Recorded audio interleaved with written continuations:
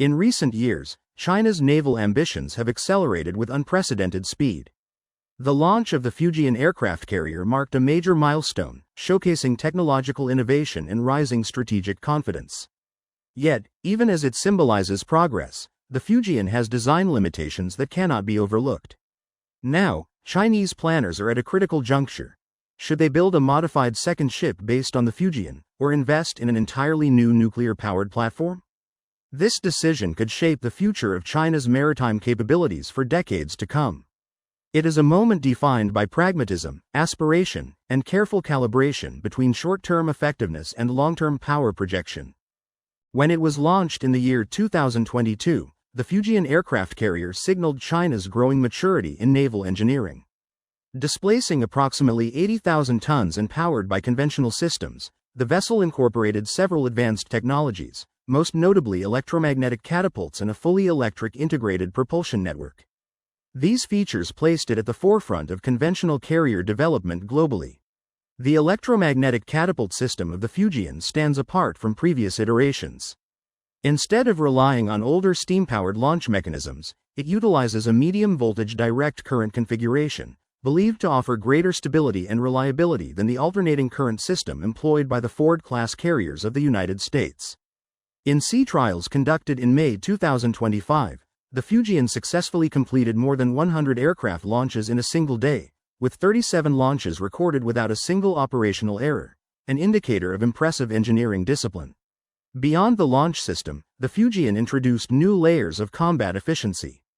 Its radar suite includes 32 phased array systems capable of monitoring surrounding airspace in real time. It also houses China's first shipborne early warning aircraft, the KJ-600, marking a substantial leap in maritime situational awareness.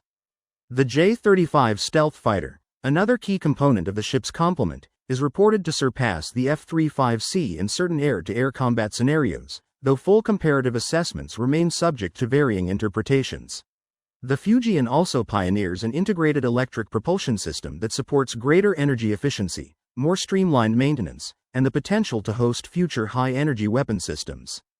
According to reports, after operating at sea for 200 days, the Fujian would require only 90 days of dock maintenance, far less than the Ford class, which may need nearly 150 days under similar conditions.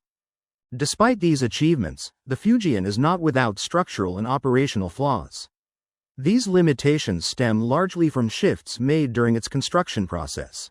Originally conceptualized as a steam catapult aircraft carrier, its mid-project redesign to accommodate electromagnetic catapults created several logistical inefficiencies, most notably in the arrangement of heat-resistant flame deflectors and elevators. For instance, one flame deflector is located parallel to an aircraft elevator, meaning that hot jet exhaust from departing aircraft directly impacts the elevator area. This configuration restricts the elevator's usability during launch operations and shortens the available takeoff runway. Another deflector intrudes into the angled deck, a critical recovery area for returning aircraft, raising concerns about interference with landing procedures. The flame deflector at the first catapult position is positioned next to an elevator, creating further mechanical overlap. In addition, the Fujian has only 2 starboard side elevators, one fewer than the Ford-class carriers. A failure in either elevator would dramatically reduce aircraft deployment and retrieval efficiency. Furthermore, the placement of one of the 3 electromagnetic catapults along the port side landing area introduces potential risks and operational complexity during simultaneous launch and recovery. The design of the ship's island also reflects constraints imposed by conventional propulsion. As the vessel must accommodate exhaust chimneys and air intakes, its island cannot be reduced in size as it might on a nuclear-powered platform. A more compact or repositioned island would allow for expanded flight deck space, potentially enabling the storage or movement of up to 3 additional aircraft during high-intensity operations. Given the Fujian's strengths and weaknesses, one of the more immediate and practical paths available to China is the construction of a sister ship, the Type 003A. This approach mirrors previous incremental upgrades in Chinese naval development, such as the progression from the Liaoning to the Shandong aircraft carriers. The Type 003A would benefit from an already established supply chain, design blueprint, and experienced workforce. Analysts estimate that utilizing the Fujian's molds and systems could reduce research and development costs by as much as $5 billion. Furthermore, a second ship could be delivered in a reduced timeframe, potentially within 5 years, allowing China to expand its operational fleet without delay.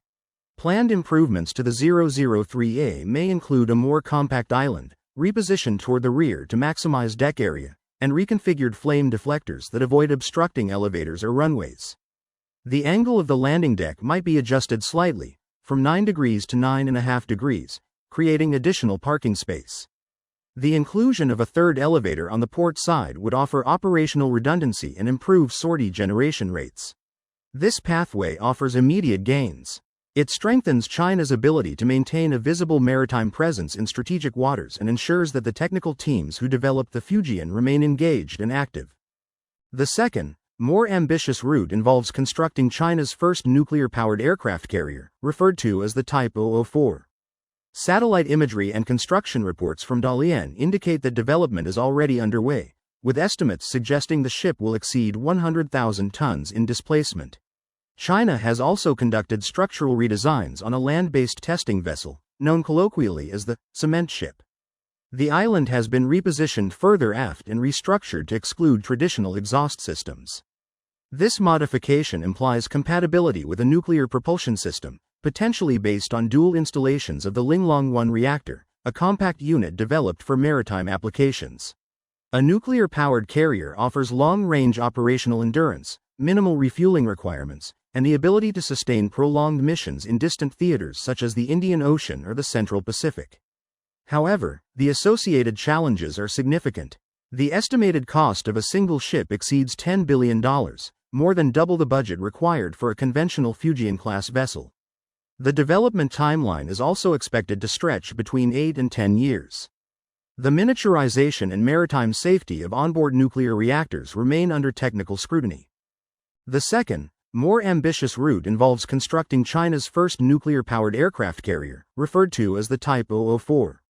Satellite imagery and construction reports from Dalian indicate that development is already underway, with estimates suggesting the ship will exceed 100,000 tons in displacement. China has also conducted structural redesigns on a land-based testing vessel, known colloquially as the cement ship. The island has been repositioned further aft and restructured to exclude traditional exhaust systems. This modification implies compatibility with a nuclear propulsion system, potentially based on dual installations of the Linglong-1 reactor, a compact unit developed for maritime applications. A nuclear-powered carrier offers long-range operational endurance, minimal refueling requirements, and the ability to sustain prolonged missions in distant theaters such as the Indian Ocean or the Central Pacific. However, the associated challenges are significant. The estimated cost of a single ship exceeds $10 billion, more than double the budget required for a conventional Fujian-class vessel. The development timeline is also expected to stretch between 8 and 10 years. The miniaturization and maritime safety of onboard nuclear reactors remain under technical scrutiny. From a strategic standpoint, China's current carrier fleet, consisting of 3 operational ships, remains relatively modest. In contrast, the United States retains the capability to deploy up to 6 carrier strike groups in the Asia-Pacific theater during heightened tensions. Achieving parity, or even a near-parity presence, would require rapid expansion and modernization. Deploying a second Fujian-class ship within 5 years would provide immediate reinforcement.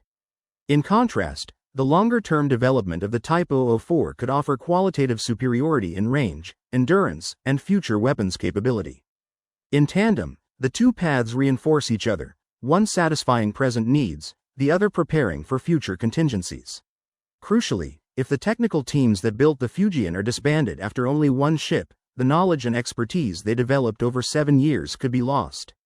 Continued construction allows that momentum to carry forward, while the gradual rollout of the nuclear-powered carrier ensures that the expertise gained through the Fujian's electromagnetic and integrated power systems is not wasted. Every shortcoming in the Fujian's layout underscores the complexity of carrier development. But those imperfections also offer essential insights for improvement. In weighing the merits of duplicating the Fujian against the potential of launching a nuclear-powered flagship, China must balance risk with opportunity, urgency with patience. Rather than viewing the Fujian as an endpoint, Chinese naval planners appear to treat it as a stepping stone, part of a continuous evolution. Whether the nation opts for a second 003A or advances directly to the 004, one lesson is clear. In the development of complex maritime platforms, success is rarely a single leap. It is more often the outcome of steady, informed advancement, where each design informs the next and each ship sets the stage for those that follow.